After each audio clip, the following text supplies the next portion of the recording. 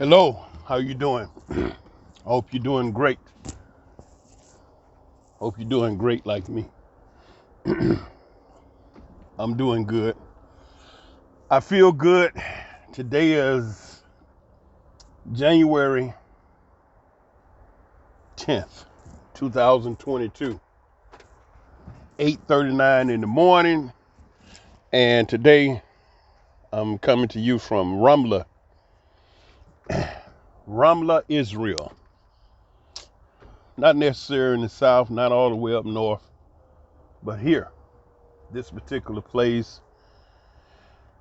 I'm actually in a parking lot, and this parking lot is next to the nation's #1 cement manufacturing plant. This place manufactures plant for the whole of Israel. The name of the place is Nashir, Noon Shingresh Nashir. Okay. Um, I just came back from over in that direction to one of the cement manufacturing plants. They had a forklift over there. They needed diesel fuel. And so I'm back in this parking lot. I come here every day, Sunday, Monday, Tuesday, Wednesday, and Thursday. And there are 3, 4 uh, big trucks come through that I fuel up. Okay. I want to do something different today on this particular recording. I want to tell you about me. Um, who I am as a person. I feel that would be interesting to know who is this brother that's doing all this talking from Israel. Well, I go by Nubian King. I have a little YouTube channel that I started. I do a bunch of, talking and videos and things. My name, Daryl Richard Crowder. I was born in Atlanta, Georgia, 1961, July 24th. At 7:45 in the morning, I weighed 17 pounds, 17 ounces. And I was born in a hospital named Hugh Spalding. Hugh Spalding at that time was the annex of Grady Memorial Hospital in Atlanta, Georgia. And 1961, Atlanta, Georgia, that's where I was born. United Snakes of America. And my childhood was good. I had a mother and a father. I had a father that was a father. He wasn't an alcoholic. He wasn't a thug, wasn't a molester, wasn't a wife beater, none of that. Okay. I cannot relate to those stories that some brothers and sisters share. Their father wasn't no count. They was raised by their mother. I was raised by my mother and father. My father, George Richard Crowder, was a businessman in Atlanta back in those days. He owned a auto repair garage, a large one in Atlanta, and also he was the underwriter of the insurance repairing the vehicles for the United States Post Office in the northern region. He had a shop way up in Lawrenceville, Georgia, that all he repaired, the service, excuse me, was the postal vehicle, tractor trailers, trucks, cars, everything. And he had a garage in Atlanta where he had 10 brothers working. That's where I learned to repair cars. At 7 years old, I was good. I could tune up, drop transmission, take the rings out. I remember one time, my father told me, Daryl, take the rings out of that transmission over there in that 500. It was a Ford Galaxy 500, burgundy with the black top. And I dropped the transmission, squeeze the universal joint, drop the transmission, and you know, slid it out from under the car. You had to jack the car up, and I, took the bell housing apart, the flywheel, dropped it, flipped it over, drained the transmission fluid, got the rings out, cleaned them with gas and a rag, and gave them to my father because he was rebuilding another transmission. I did that at 7 years old. I could tune up. He said, "Darryl, I need you to tune that Ford up over there." And I was so small that the brothers had to move my tool chest around for me because I was 7. That toolbox, man, was so big and so tall, but I knew every single tool in there, and I used to have a little step ladder. The brothers there slide the box around for me and whatever car I needed to repair. And I dragged my little step ladder, so I could get up to the car and get up to the toolbox and whatnot and work. And I would tune them up, yeah. Spark plug, change them, set the gap on them with the little gap machine.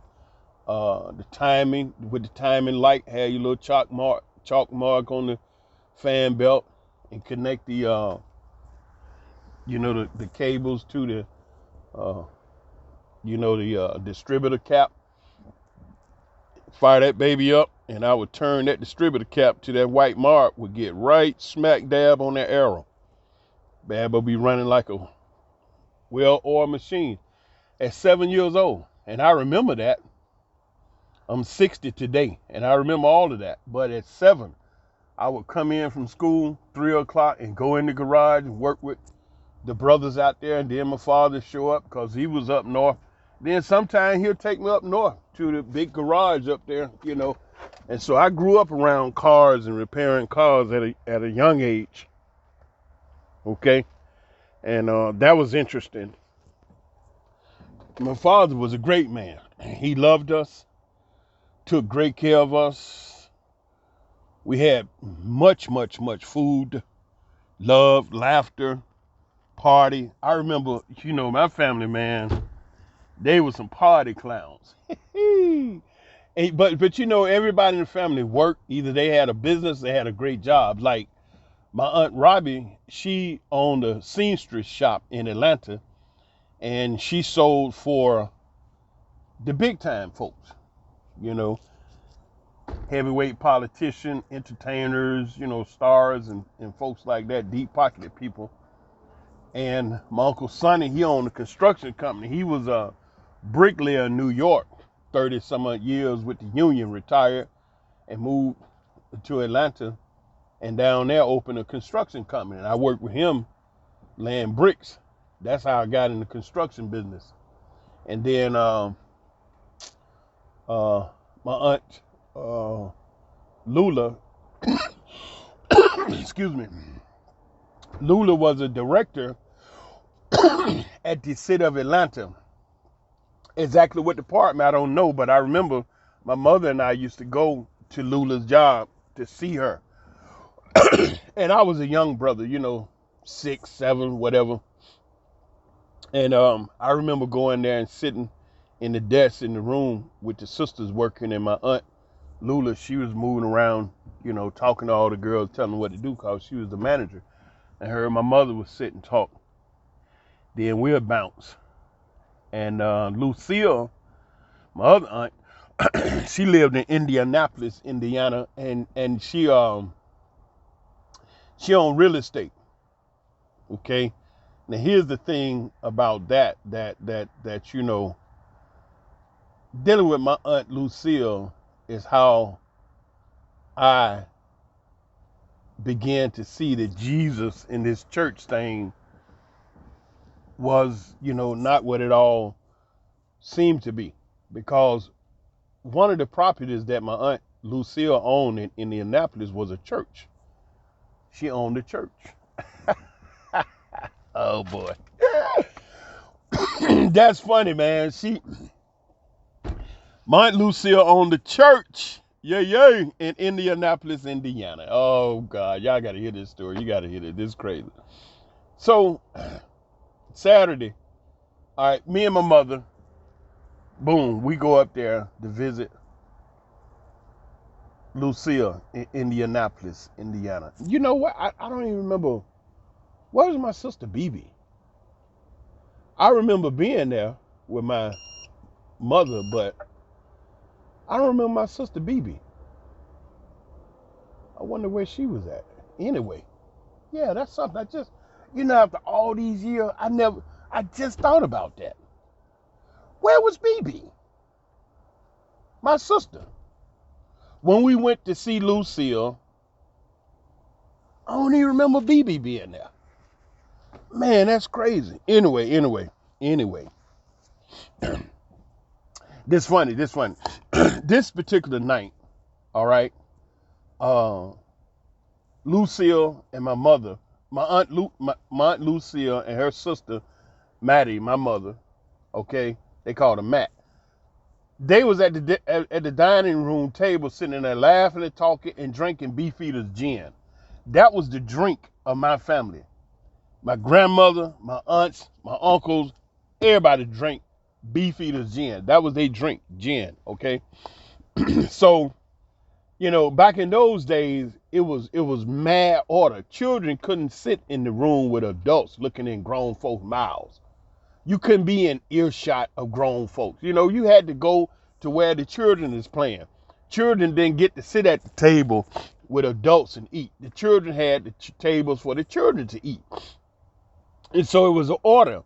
And that's how you maintain the respect for the adults and the parents and the discipline. So you grew up with order. Okay? And so anyway, I remember coming in the room, the living room, the dining room where they were sitting. My mother was sitting on the end with her back to the door when I walked in. And Lucille, my aunt, was sitting on the corner, but she had her chair turned toward the door. They were just sitting there talking. And they had the bottle of Beefeaters and the two glasses. And so they were sitting there talking. And I walked in and they stopped talking. They looked around and said yes. I asked my mother something and I went on. But I remember them sitting there with the bottle of Beefeater's gin, and it was Saturday night. You can hear them laughing and talking. Two sisters, they drinking and having a good time. So the next day we woke up. Daryl, get up, get ready. We going to church. And so I got up, got ready. We go to church. Me and my mother, we jumped in the car, me and her, and we boogity went over to the church. So we sitting there in the church, they singing, Lord, all this kind of stuff. And I'm just at church with moms, I ain't really paying attention, whatever, it's church. So they all finished their singing and their announcements and whatever. And then they got to talking about the pastor, I forgot her last name. Ain't that a shame? I forgot my aunt's last name. Whatever. Pastor Johnson. We was the Johnson, so I guess it was Pastor Johnson. I don't know. So they was talking about Pastor Johnson, what a great work they had done, some stuff they had done, whatever. And so they was pumping up Pastor Johnson. Then they got to playing the songs and the music, and the pastor coming on, and then they say, okay, Pastor Johnson. So the pastor walked out, and I'm like, damn, it's my aunt Lucille that was sitting at the table last night drinking that gin, laughing and joking with her sister, my mother. That's the pastor. She not only owned the church, she was the preacher in the church. That was it for Jesus. I said, all this shit, oh man, that was crazy. I was like, damn. I never said nothing to my aunt or my mother about that, what I thought about it. Never. Like, when I saw my aunt walk out on that stage as the pastor, I said, it's Jesus. All this is some crap, man. Couldn't be no Jesus. That really did. I'm going to tell you, that experience, it really shot all holes in that whole Jesus Christ, the Savior God thing with me. And I have never been that kind of brother that oh, God gonna come and do something. Because I'm sitting here And I'm looking at my aunt up there with the robe on, the Bible, and going through all this here stuff. But I can't get the image of her and my mama sitting there the night before drinking all this liquor. You understand what I'm saying? So that means that, wait a minute, it's double standards. So this Jesus cat, he ain't showed up. All eyes to see him in the eye. He ain't showed up. My mama died. She was 89, right at 90. And they was the Jesus time. I went to church with my grandmother, my mother. Jesus still ain't showed up. I'm 60 today. Jesus still ain't showed up. They still reading the same stuff in the Bible. Jesus still ain't showed up. No man know the day and hour. But damn, all this stuff that happened on the planet, you don't think somebody need to show up and do something? You know what I'm saying? Because it seems like the people can't do diddly squat against the evil. You understand? So that shot hole all into that Jesus gonna come and do something. I'm like, look, we on our own. We need to do it ourselves. We need to fix it ourselves. Damn all that waiting for something to, And so anyway, that was my Aunt Lucille. She owned property in Indianapolis. She owned a church and was a preacher and was making mad money up there. Okay, so Lula, Lucille, and Robbie. Robbie was the seamstress. Lucille owned the real estate. Lula worked the, she was one of the managers at the city. And then the other one, my Uncle Jay. Jay was cool. He was a mechanic also. But he didn't own a business. He just worked at a garage somewhere I never knew. But Jay was always quiet and cool and sharp, dressed with this hat. He always had his nice little hat on, and he smoked a cigar.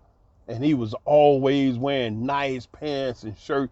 Jay, every single daggone time I saw my Uncle Jay, he was swagged out. Nice shoes, shiny, nice pants. He had a nice body, didn't have no big stomach. Jay was just like that image that I always wanted to be like. He was always cool. Spoke real soft. Always was friendly with me, like to joke with me. Hey, Daryl, what's happening? And he, hey boy, what you doing? Got the little girlfriend? Man, shut up. I'm like 6, 7 years old. I ain't got no daggone girlfriend. But my Uncle Jay was just cool, man. I loved him. And yeah, Uncle Jay. Then I don't know if Jay got married, nothing. He was just, he kept to himself a lot. But every time he'd pop up, he'd be bored of health clean. Pressed shirt, clothes. Woo, my Uncle Jay was just, wow, incredible. Then Uncle Sonny. Now, Sonny was married to Robbie. He was the one I told you about, was the bricklayer in New York for 30 years, retired, moved south and opened a construction company. He was married to Robbie. Robbie owned this, she opened a seamstress shop when they moved to Atlanta. He opened a construction company. I worked with him, and she opened a seamstress shop. I worked with her. My mother, Maddie Crowder, she opened a beauty salon, had 10 chairs in Atlanta, and it was that today, back in the day in the 60s, it was like the premier beauty salon in the city of Atlanta.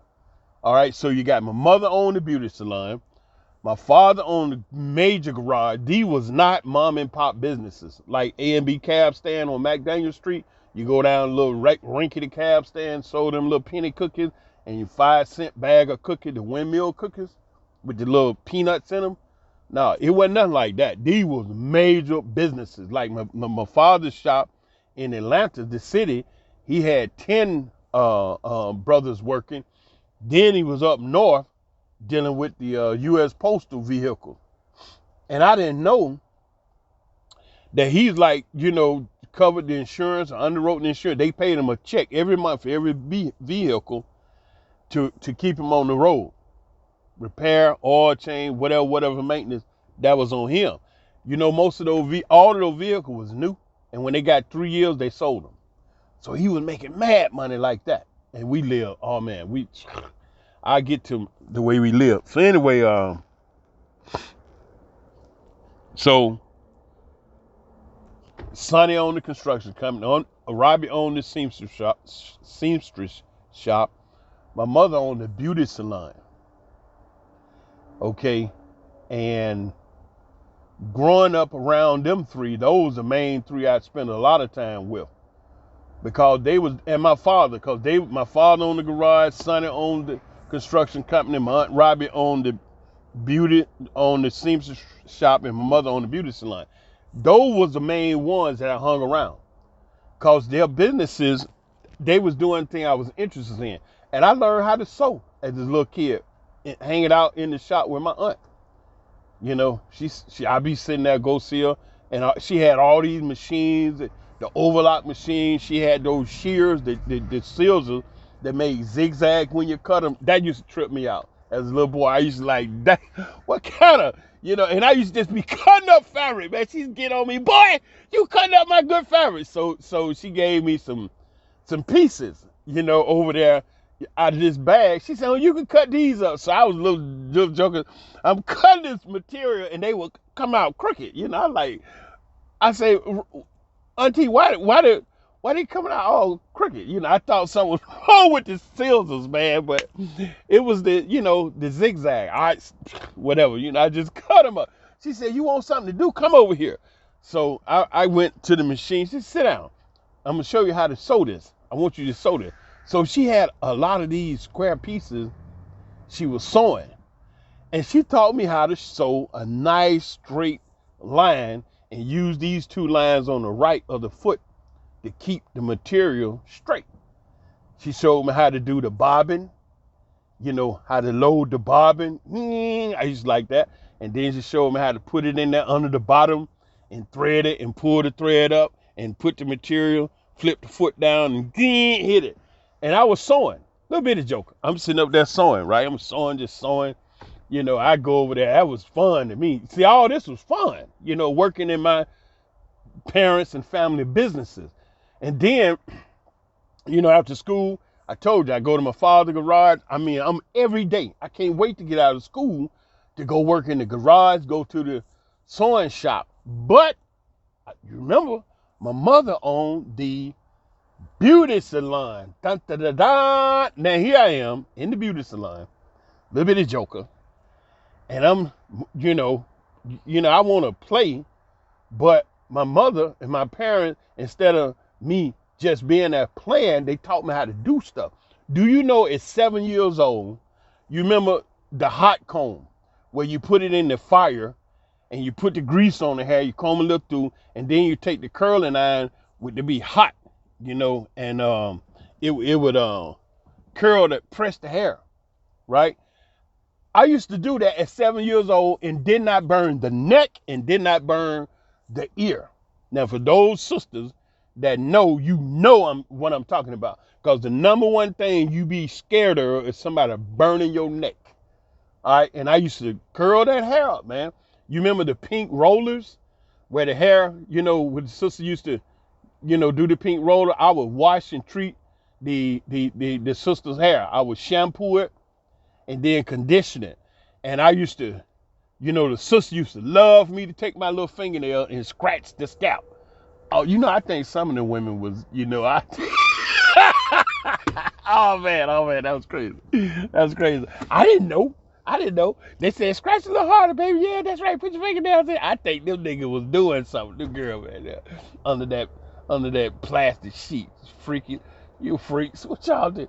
Scratch the scalp. So I'm scratching the scalp. And they used to love for me to scratch the scalp around the crown and the top, right in the top. That's right, baby. Scratch. And then I'm, shampoo it all out, and then rinse it good and put the conditioner on there, massage it in. And they want a little bit more scratch, massage it. Then it sit there a couple of minutes. I rinse it out. And once I rinse it, I would towel it. And then, towel it good so it don't drip. And then I would put, start putting the rollers on there, the pink roller with the sponge, the little foam. And then a little plastic thing, you clip it. And you had to put just the right amount of hair in there. You couldn't put too much or you couldn't put too little. And it couldn't be so wide that the hair, when you rolled it up, it get tangled into the side, and now it's gonna pull, and the sister jump because now you done pulled a piece of hair. So you got to put the right amount so that when you part the hair and you roll it, that you don't part it so wide that now you rolling it as it get close to the scalp, the hair is wider than the roller. Now you see how I'm telling you these details? You cannot share these details if you haven't been there, done that. Okay, so I would roll them up, put a little plastic bag, sit them under the hair dryer, and they dry up. Right then, oh man, and they used to get a kick out. Them women used to get a kick out of me in there working like that. A little bit of fella, I was just so focused and doing my thing, you know. And to this day, I really, really enjoy doing sister's hair. You know, like when I'm dating a sister, man, I still take care of her hair. You know, I'm just like, I remember I had a real good friend that we was in Atlanta together. I used to like to sit her down on the floor when I sit in the big comfortable chair, and we'd drink wine cooler and watch movies, and I would massage her scalp, her neck, comb her hair, part her hair, you know, after she washing everything. And then some days I wash it, then I grease her scalp, scratch her scalp with the comb. Woof, love that. And you know, back in the day, the old folks used to say, if you let a man play in your hair or, you know, work your hair, it help it to grow. That's what they used to say back in the day. I don't know if it's true, but you know, that's what they used to say. And then, you know, so my uncle, Sonny, this I got in construction. This is crazy. I'm 13 years old. I remember this. I'm 13 now. All right, I remember this day like it was this morning. I'm 13 years, and we just got out of school for the summer. And me and my friend, the last day of school, was talking about all the stuff we gonna do. Six Flags over Georgia, Callaway Garden, Busch Garden, Stone Mountain.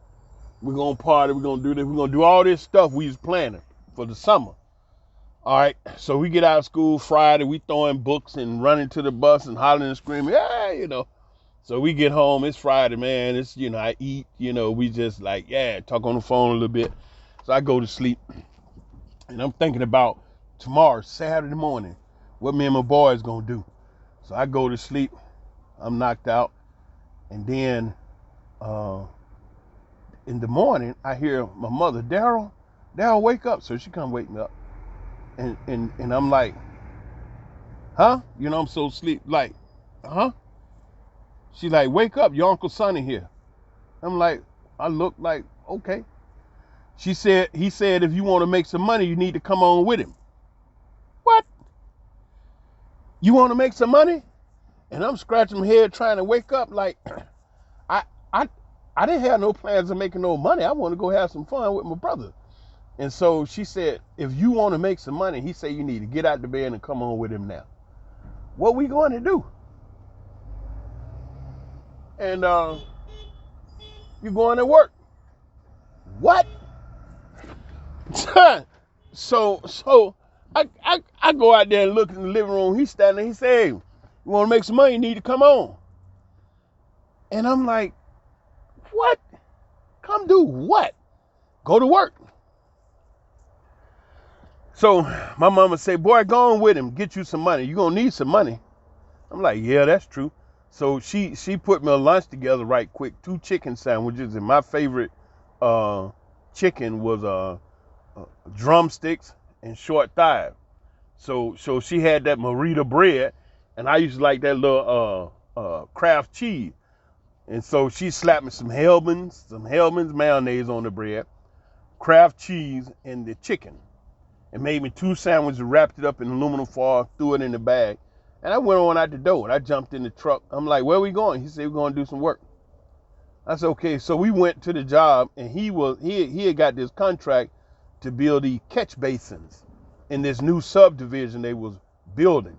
You see, the company had hired him, but they didn't know, you know, if he really had skills like that. So as a test, a check, they had him to build these catch basins, which is real difficult because that's like the drain system that catch the water. And bricks is the area is real tight. You had to get down in there hole and build them bricks, and you got roll-out courses, and it's real problematic. So anyway, he hired me to be the mud man to mix the cement up. He taught me how to mix the cement, so I kept him the cements and the bricks.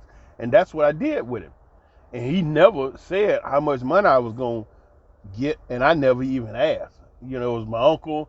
My mama done kicked me out there, go work, and I'm going out there. It's Saturday. We worked all day Saturday. I came back. you know, moms always had good dinner. We ate good. You know, man, my childhood, we ate great 7 days a week, nonstop. We everything. It was never no shortage of food. Never. Matter of fact, we had a refrigerator in the kitchen. We had a freezer in the kitchen that had nothing but shells, 5, 6, 7, 8 shells. And on each shelf was a different type of meat. Fish on one shelf, 2, 3 different kind of fish. My mother loved mullet. She loved mullet fish. And I like that flounder. Okay. And then we had pork chops on one shelf, chicken. I think the chicken covered 2 shells because you had the wings, you had the legs, you had the backs. Some people like that white meat on the back, the breasts. So I think we had 2 shells of chicken.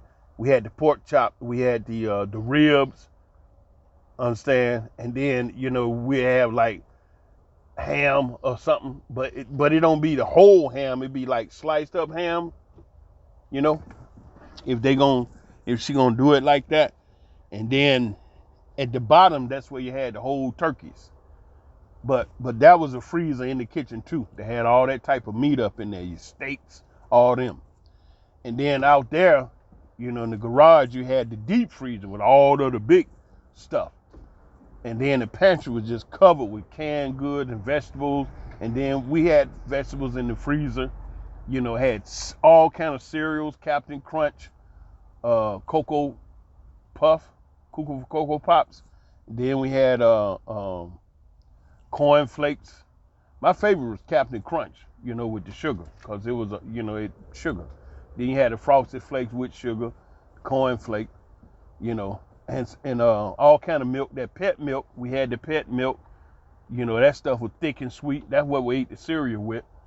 And the Dixie Crystal sugar. I had such a sweet tooth. I would put the pet milk in the milk. That was that thick, rich, creamy milk that was already sweet, tastes good. I would put sugar in the cereal with the doggone pet milk. I had a sweet tooth like a mofo. So we had a lot of food. So anyway, you know, I go to work with Sonny. We laying brick. So because this job, you know,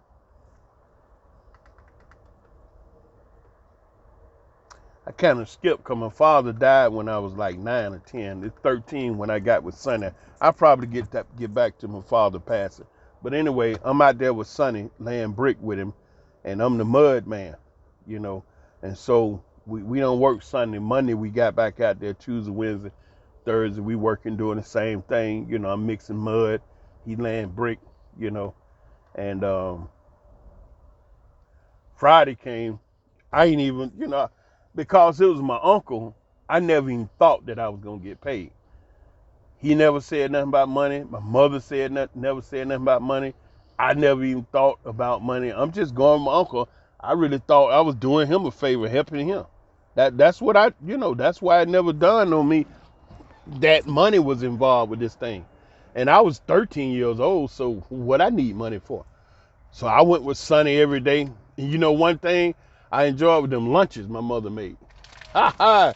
She was killing it on them lunches, man. Nice ham sandwich with cheese. I think that's why I got a love from cheese at. You know, my ham sandwich with cheese, chicken sandwich with cheese. Then she'd make that fish. And all them lunches, man. You know, see, back in those days, children ate. Whatever your mother made, it was good. You didn't ask what we having for dinner, and you wasn't picky. Like these sapsuckers walking here today talking about what they don't eat. Shit.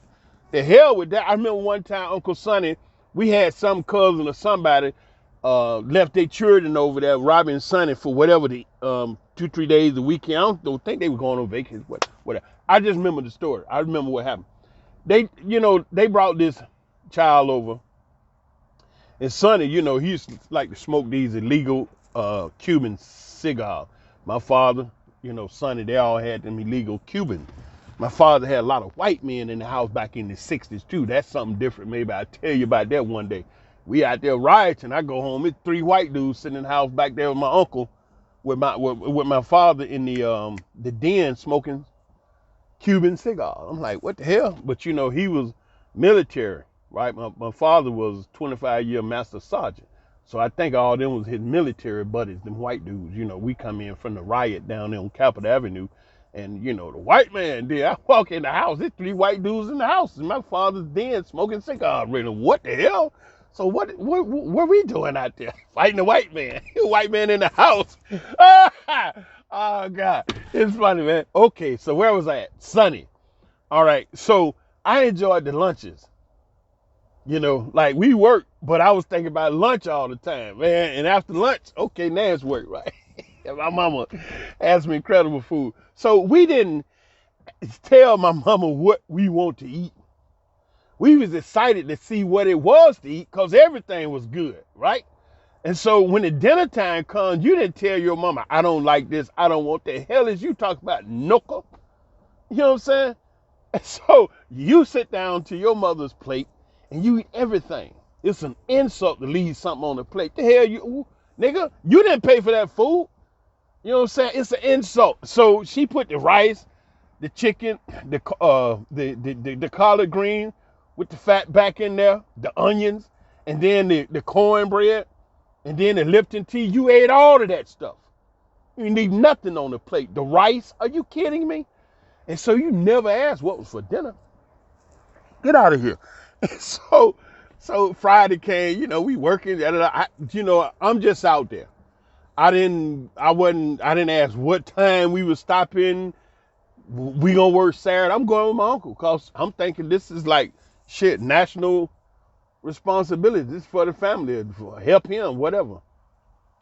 So Friday we got to the house. He said, here's your money. I said, Just as I was getting out the truck.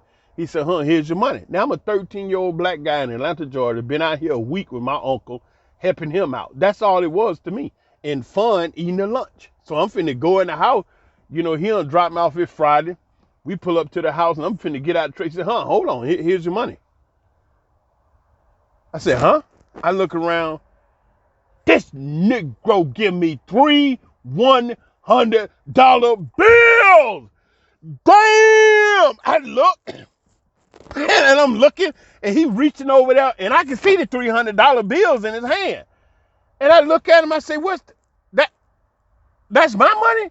He said, yeah. He said, what you think? You out there for free? I'm like, I get money from being out there? He said, yeah, $300.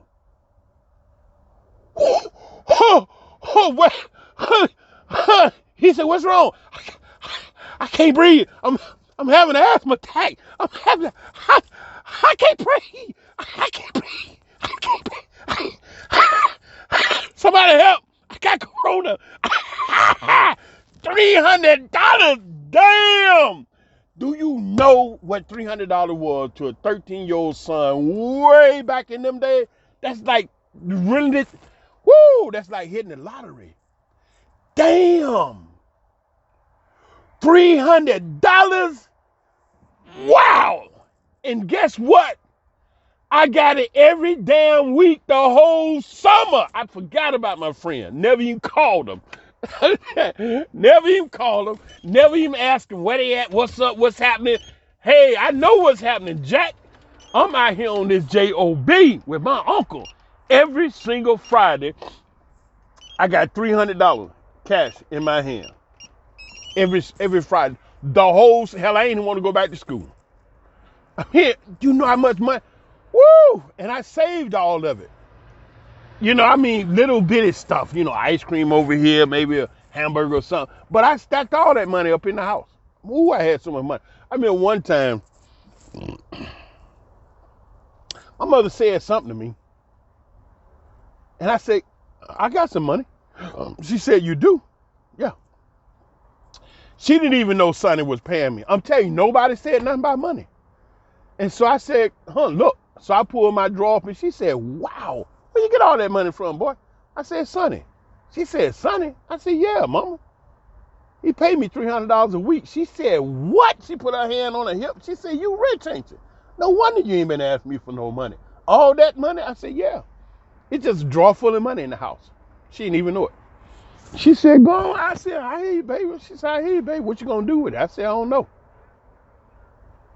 So When it was time to go to school, I bought everything myself: new shoes, socks, pants, underwear, t-shirt, belt, shirts, everything, books, all my school supplies. Mom's that had the only thing she had to do was drive the car, me to the store. Big money. I walked in that school, man. I was loaded. That money lasted me almost the whole school year from that one summer. That's what put me in the understanding of getting up, working, going and getting it, and making it happen for yourself. That right there at 13 years old. Yes, sir. Yes, sir. Then behind that, my father told me, Daryl, you can have anything you want as long as you go work for it. That was a wrap. That's all I needed. That job working with my sonny, with my uncle that summer, that job working with Uncle Sonny for the summer when I was 13 years old, making $300 a week, and my father telling me, Daryl, you can have anything you want as long as you go work for it. That was it for me. I didn't need no more life advice on how to get it done, because the work produced the money. Now, you can do different type of work to produce different amounts of money. That depends on you and what you want to do. But that was a wrap right there. That's how I got that work spirit, and I haven't quit working since. Yeah, buddy, that was my childhood. And so all of my relatives, they used to love to party and drink that Beefeater gin. I remember one time we was at Sonny house. Sonny, when he moved out of New York, I told you he built a big old uh, uh, house out there in West Atlanta. Big house. He had a big party room, almost like a nightclub. It reminds you of it's a nightclub. He had a bar, all the liquor. It was, he could have charged tickets at the door. He had a full scale bar with all the the signs and the pretzel and the little matches, and had the bar back there, with all the bottles of liquor and the little plastic pour. I mean, it was a full scale bar, dance floor, chairs and tables around the wall. That's what we used to party at. And so every weekend we would party over a different relative's house. It was Sonny house one weekend. It was our house one weekend. It was grandmother's house one weekend. It was Lula house one weekend. Lucille, no, she was in Indianapolis. It was Robbie. Robbie and Sonny were married. What am I talking about? But you understand, every weekend. And so my grandmother lived down there in McDaniel Street. Now when we go to her house, they all go out there, and the food, I don't know what they, I was young, so I don't know who brought whatever, but it was always a just ton of food, right? But when we go to our grandmother's house, because the way my grandmother lived, kind of close to the street out there, over in the neighborhood, and it's kind of like everybody knew Miss Johnson. She was cool. Neighborhood loved her. So when we go to grandmama's house, Mama Johnson, that's what we called her, Mama Johnson, right? All that food they get up in there. I don't know if she bought it, they brought it, however, but it was a lot of food. Mama Johnson was smooth. She was smart. And she drank that Beefeater gin too. She would set up her table right there at the sidewalk. Because where she lived in the neighborhood, a lot of people walked up and down the sidewalk, weather nice, everybody out moving around. Mama Johnson would fry her fish up in the kitchen, big pile of fish, and we think we finna eat it. No, she walked past her. She done set her a table up outside. She got her bread, her fish, her ketchup, mustard, and sister be selling fish sandwich with her roll of paper towel. Them brothers and sisters, man, walking past there. First of all, you smelt all that food in the house coming out there. And then dad's grandmom out there. And when it get dark, she brought one of the lamps down there. She set a lamp up, had the fish all out there. Mama Jones selling fish. I used to stand out there with her. I was a favorite son. I used to stand out there with her. Mama Jones selling that fish, And it was real nice, man. My childhood, I had a ball, to say the least. Man, if I could roll the clock back, it would be two things I would not let happen. I would not let my father die when I was young, and I would not come to Israel. I would stay there, because as an adult, I've never been back to my mother's house as an adult and had Sunday dinner with her. I was dating a sister once, and, for Sunday dinner, they all went to their mother's house, and I ended up kind of getting in my feelings up in there. I had to step outside and let them tears drop because it dawned on me. I'd never experienced this before, what it feels like to go back to your mother's house as an adult and eat dinner. Because I came to Israel when I was 17, and I'm 60 now, and my mother passed when I was over here, not too long after, you know, and so I never experienced that. I never had that experience, to know to feel like. So that day I was over there with the sister I was dating, it kind of touched me a little bit, and I had to step outside and get it together. But anyway, man, I had a beautiful childhood. Even Christmas was just incredible. You see, we didn't know nothing about Christmas being real or fake. It didn't make any difference. Only thing we knew, we were going to get a lot of toys. And Santa Claus got everything we asked him to get. All right, now, what happened to Christmas? I was laying on the bed one Christmas, pretending I was asleep, and my mother and father thought I was asleep, and they started walking through the house with all these toys, and I saw them, putting them under the tree and everything. Then I saw my mother put the glass of milk there in the cookies, and she bit one of the cookies and put it back on the saucer. 3, 4 cookies. They were chocolate chip cookies. I remember, because chocolate chips is my favorite cookie. And I watched them. I said, man. And I remember standing in the window looking at the sky, waiting on Rudolph the red-nosed reindeer with Dancing, Prancing, Vixen, all them niggas to come through there on a sleigh with a fat guy. Oh, boy, they had it. We was playing the Christmas songs, Silent Night, all that kind of shit. And they put them toys out there. I never told them I saw them. I mean, why bust up the fun? Shit, we getting the toys. Who gives a shit? I don't care. They was there.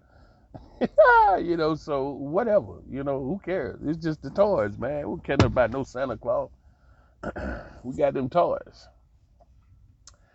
Whew, I had a nice childhood. I remember first time I took a flight on a jet. It was a DC-9 Delta. We flew to New York this time before Sonny and them moved to Florida. Moved to Atlanta. Before Sonny moved to Atlanta, they were still in New York doing their thing, living out on Long Island. Where Wine Dance, you got Wine Dance, Amityville, Long Island out there, New York, where they had that movie, the Amityville Horror. My uncle stayed out there just past that in Wine Dance on the island. And big old crib up there. Big money grip. Sonny living in New York. And my mother withdrew us out of school December 1st. Never forget this. And me and my sister, BB. Her name was Madeline Crowder. Madeline D. Crowder. Madeline Denise Crowder. We used to call her BB. Her nickname was BB. And so my mother withdrew us out of school, me and BB, and we flew to New York.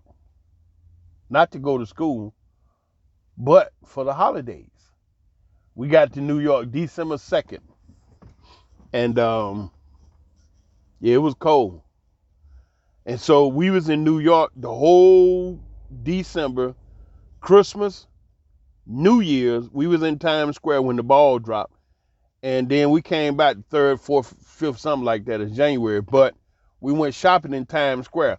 I can tell you exactly when the movie Shaft, the very first time Shaft came out, the movie Shaft had just hit the theaters. That's when we was in New York shopping in Times Square. And I never forget this experience because when we got to the mall in what was it? Saks Fifth Avenue? One of these damn places. We was up there in Times Square, Saks Fifth. Look, we was in New York shopping, and so the store had a lot of coats that looked like the Shaft coats, like what the brother wore, Richard Roundtree. And my mother asked me, Darryl, what you want? I said, I want a Shaft coat. She's like, cool. And so we went in this store and we went to get the coat, and I got the coat. It was leather. I remember it called $550. Man, I remember this. Cause these things was real precious to me. That's how I can remember them so detailed. It was black leather. This coat was bad. Man, I was excited. I had my shaft coat. And the um the hold on 1 second. Hold on, regular. Bookito. Conversator. And so I we got the coat, man, and it was $550. I remember the detail. Woo, that coat was nice. That leather, woo wee, all leather. So it's December. Oh, we walking around the mall. I'm just as proud as I can be. I got my little shaft coat on. I'm looking real sharp by myself there. Then it was time to go. Do you know we walked out of that door, and when that New York cold hit me, I like that froze like a piece of popsicle. And I'm so cold. I'm like, woo, I'm so cold. I say, Mama, I'm cold. And you know, as a little guy with my little shaft coat on, hell, I thought since it's a shaft coat, it's supposed to keep me warm. And my mother, I was so cold. I remember her. She said, come here, baby. So she took her coat, opened it, and put it around me. And I'm walking there next to her under her coat. I said, Mama, something wrong with my coat. She said, what do you mean, baby? I said, my coat broke. She said, what do you mean? I'm cold. It ain't keeping me cold. Let's take it back. You know, my mama was a sweetheart. We go back in the store, and I'm thinking we going back in there to return the coat because it ain't keeping me cold. So we go back to the store and go back to the salesperson that sold us the coat. And she let me talk to him. I said, sir, my coat broke. He said, what? He said, young man, what do you mean? I said, it's cold. It's not keeping me warm. He said, son, you said you wanted a shaft coat. You didn't say you wanted a warm coat. I'll never forget that. Yeah, yeah. And it's like he said it in a manner like he wasn't being smart or sarcastic. He said it like you got exactly what you asked for. And that experience right there taught me to always say what you mean what you say, and ask for what you really want. Don't be beating around the bush. Look, it's cold as all get out up here, and you come in here and ask for a shaft coat. It's an all leather coat with a nice silk lining on the inside. It do not keep you warm. So what my mother ended up doing, she ended up buying me this fleece thing. All right, and we exchanged that coat for a little bigger one, and we went over there and got the fleece. It was like a little jacket, like winter warm, whatever thing that you put on, and then I put the shaft coat on, and it was much better outside, much better. And I got a little skull cap, so you know I was pretty cool. I still got my shaft coat, but I'm warm because I got this other thing under here my mother bought, and hey, I'm still kicking it. You know, I got my shaft coat. I'm busy now because I'm warm. You can't tell me nothing. And so yeah, I'm set. Yeah, man, I remember that. Yeah, buddy, my shaft coat. Shit, I'm doing it. Got back to Atlanta, man. Them jokers saw that coat like it went off. Well, it was real leather. It wasn't pleather. You know, that plastic. What we used to say look like leather, feel like leather, but we know it ain't leather because it melt in hot weather. Pleather. Pleather. This is pleather. This ain't no leather, dude. You better stay out the sun. You gotta, you know what I'm saying? So yeah, I had a ball for my childhood, man. I ain't got nothing but good memories. Nothing but good memories. My childhood. Yeah. Yeah. Yeah, it was nice, man. I had a real good time growing up, boy. And then that horrible day happened when my father died. Good God Almighty! I don't even know if I could tell you that without going into tears. Big Jim. Everybody loved Big Jim, and I don't even know if I could share that story with you without it causing me to go to tears because um,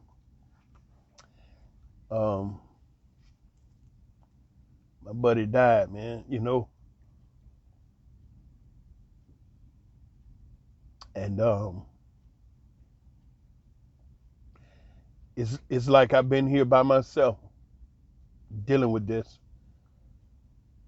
My uncles, Sonny, Jay, they all was great role models, excellent role model.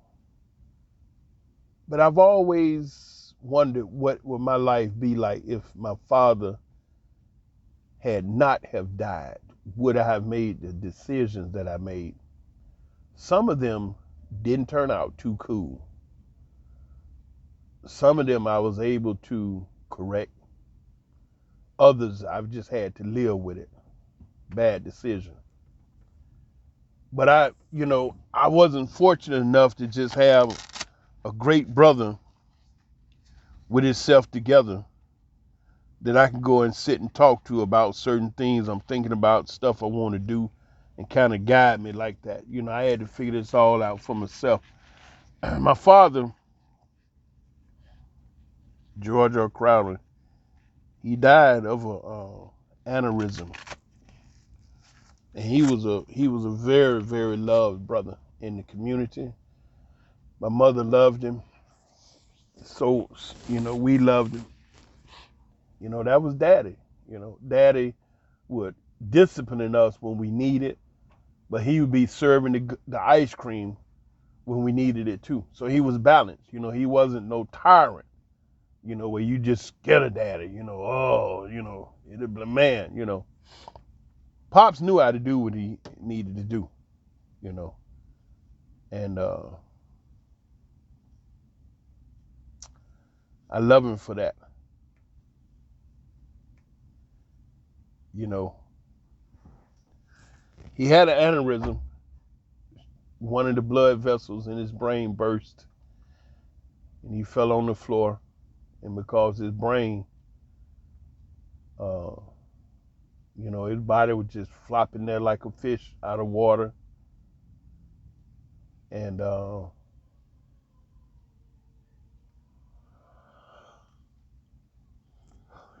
he had every one of his exit holes. Something was coming out.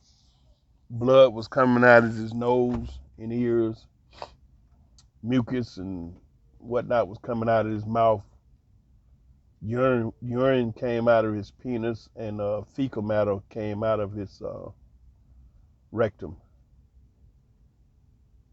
And I stood there and saw that. And my mother kept calling him, George, George, get up, baby, get up. George, you all right, George? George was gone. Blood vessel burst in the brain. And then he stopped moving. And that was that.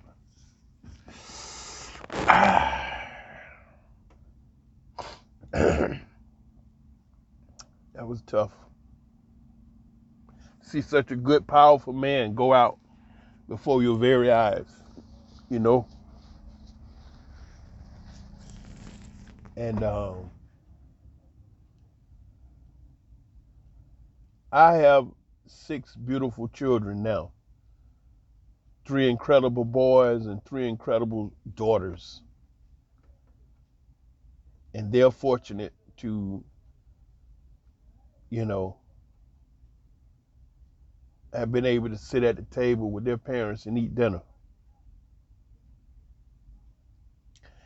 And I said to myself, I wanted to always manage my health so that I could make sure I be here for them.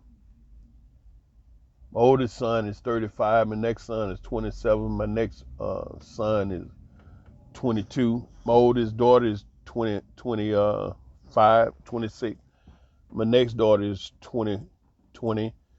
And the other daughter just turned 19. And then I got a couple of grandchildren. My oldest son, he's had a son. He's 5 years old. Just had a birthday a couple of weeks ago. And then my oldest daughter, she married and had a baby girl. Just turned a year. My oldest son, he married to a sister from Brazil. And so I've been able to be around for them. You know, my health is excellent. I went into veganism when I had this health issue. I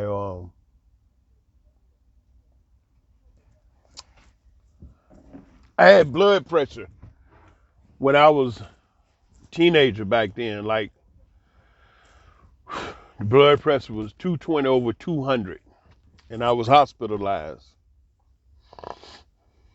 30 days. That 30 days was one of those life-changing events. 30 days in the hospital. You would like to hear what happened? Okay. Um, I was working at Wendy's Old Fashioned Hamburger on Fulton Industrial Boulevard down there at the corner MLK in Atlanta, Georgia. You go down the hill, Wendy's on the left right there. You coming up on Fulton Industrial Boulevard. And one day I had my left hand up in the bread warmer. I was making sandwiches up front this day. And I had my left hand up in the bread warmer about to pull a bun out, listening to the customer's order. And I heard something run like water. Like someone was filling a glass of water. If I could hear this. And then, I took my hand, made the burger, went on. The next morning, I woke up, the left side of my chest was real cool. Like, whoa, what's happening? And I couldn't expand my lung to take a breath. Felt like someone was pinching me in the chest. And I'm like, wow. So I woke up like, man, and I'm like, what's going on? And so it was hard. It was just hard to move around. When I sat up, it hurt, and then I couldn't expand my lungs to get a breath. I was taking them real short breaths. And after so many minutes, the pain subsided, and I was able to stand up and make it to the bathroom, and, the pain left, and I went on to work. So, again, I'm standing there again the next day with my left hand up in the bread warmer, and I heard this water again, like someone filling a glass of water. I'm like, man, what's going on? What's that noise? Well, because the next morning, my lung hurting even worse. I mean, they really, whoa, I'm wake up, chest, left side of my chest cold, and I can't hardly expand my lungs to take a breath.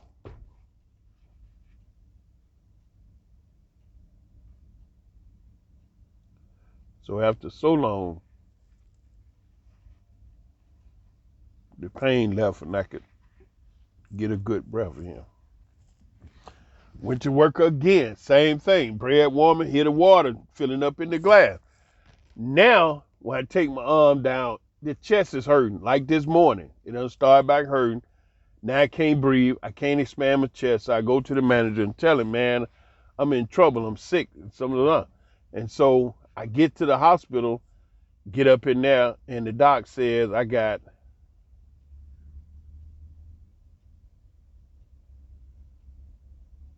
a left lung half full of fluid. And after they did their research and analysis, come to find out it was because of pulmonary embolus that was down in my left calf muscle, had moved through my system and went through the heart. That's amazing to them. And lodged in my lung, and what caused my lungs to fill up with fluid. That's how I was in the hospital. And so for that episode, the life-changing event, when my blood pressure was 220 over 200, I went to the hospital and the doc checked my blood pressure, and he was like, whoa. He said, son, do you know your blood? And so he told my mother, he says, no way I can let this young man leave the hospital with blood pressure that high. He said, I would be wrong as a person and a doctor I have got to get the young man blood pressure in order. So he hospitalized me. He didn't even let me walk. He called an orderly to bring a wheelchair, and I stepped out of that chair in his office and sat in that wheelchair. And the orderly rolled me up to the bed, admitted me in the hospital that moment, and told my mother for the time being she can be the only visitor, and she must maintain a conversation that will not cause me to get upset, because your son's blood pressure is so incredibly high at this moment that he literally could pop, have a heart attack, a stroke, and something. So there it was. She visited and knew not to say anything that would upset me. So I stayed in the hospital for 30 days. When I came out, I was scared, because that tripped me out. 30 days of my life gone. No visitors. My mother only visitor, blood clot.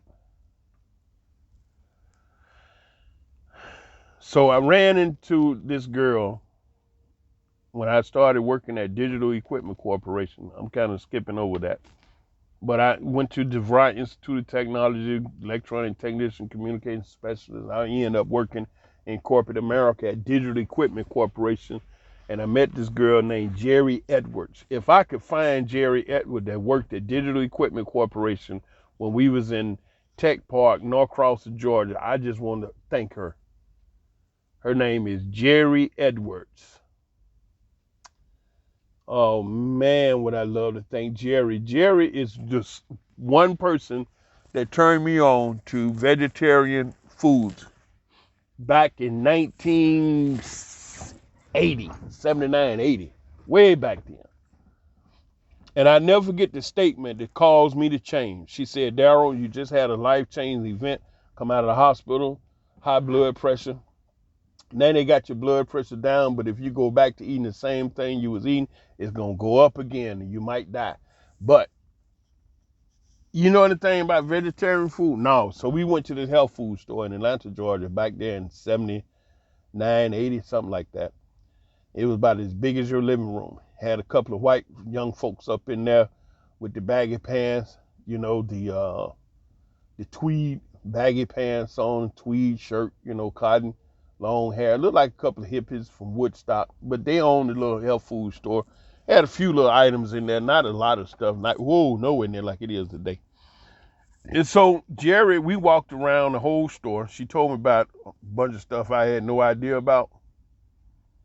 And she said, let's start you with something like you familiar with. You eat hot dogs? Yeah. Oh yeah. You eat a hamburger? Yeah. You eat chicken? Woo, absolutely. You eat that buzzard? Oh, girl, what you talking about? Barbecue, baked, fried, that. And she said, you eat fish? Yep. What about Chinese food? Shrimp, fried rice all day. Coca-Cola? You know it. Ice cream. Vanilla is my favorite. She said, now, Daryl, all of those flavors you familiar with. And you love some of them flavors, the way the food tastes. I said, yeah, it tastes good. She said, now this food, it tastes good, but this is the food that you need to eat, because this is the food that's going to save your life.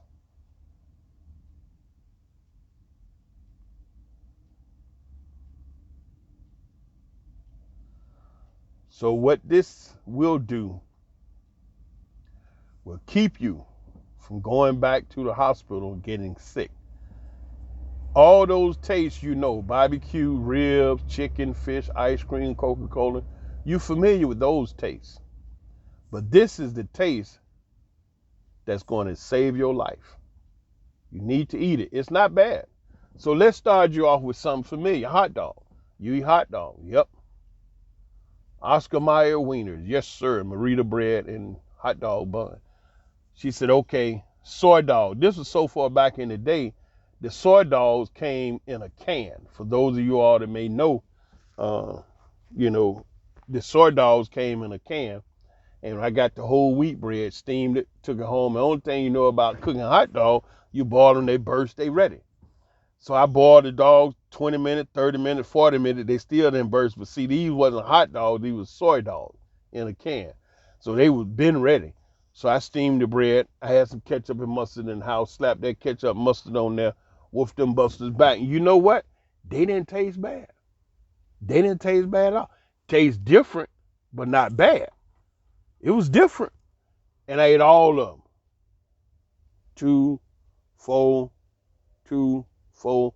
I think it was 5 in there, 5, 6, whatever. But anyway, I ate them all, and hey, I was pretty good. That warm, soft bun, shoot, man. You know, I went to work the next day, and she said, Daryl, what do you think? I said, not bad, not bad. You know, I can do this. I can do this. Rega, nimbe de beba cover. Okay. Okay. And I said, man, I can do this. Not bad at all. And she was like, really? I said, yeah.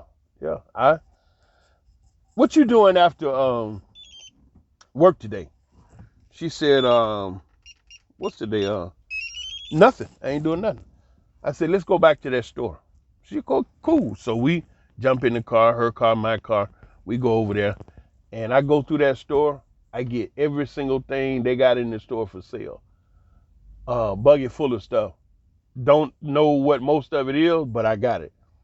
And this is before, the internet, YouTube, Google, Amazon, all that. Wasn't none of that popping like that. We had computers, but not that. Those servers hadn't started. It wasn't even Netscape or nothing. Wasn't no internet, But anyway, I got everything. I went home with all of that food, and I threw every single thing out. See, I lived in this luxurious place called Moonraker, condos up there in North Atlanta. It was 75 North Windy Hill Road. Moonraker. That's where I live. We had those trash compactors in the apartment, where you throw your garbage in and hit the button and the hydraulic comes, squeeze it, and then it spray a little freshener. And so I threw all of that stuff in that trash compactor. All the meat in the freezer, all the Captain Crunch cereal, every single thing that I had in there that I was eating, I threw it out. And I replaced it with all of that health food. And from that day to this day, I've never turned back. You got some people that they do vegan or vegetarian, then they go back to eat meat for whatever reason they have. I never done that. It's been 42 years now, vegan. Never turned back, And so, yeah, that's what did it. She said, this is the taste that will save your life. So, some stuff now about me. You may have enjoyed being here. It's an hour and 13 minutes. I've enjoyed talking to you. Some of this stuff I hadn't thought about in a minute, about myself, my life, and everything. But I felt like, the person you tune in to, be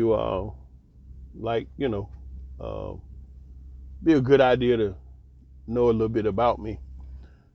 If you like what you heard, you're enjoying my dialogue, go ahead and hit that like button and go ahead and subscribe. Maybe one day, you never know. Go ahead and subscribe. It turned out to be something real nice, But anyway, I've enjoyed reminiscing and telling you some things about my life so you'll know who is Daryl Crowder from Atlanta, Georgia, original ATLian, born in Atlanta, now living in Israel, North Africa. I got a lot of stuff I can share with you, but this is enough for now. Hour and 14 minutes. If you've been here that long, you're a great one. But anyway, don't forget to subscribe, hit the like button, and I love you, and see you on the next one, or speak to you on the next one. Go ahead and subscribe. Bye.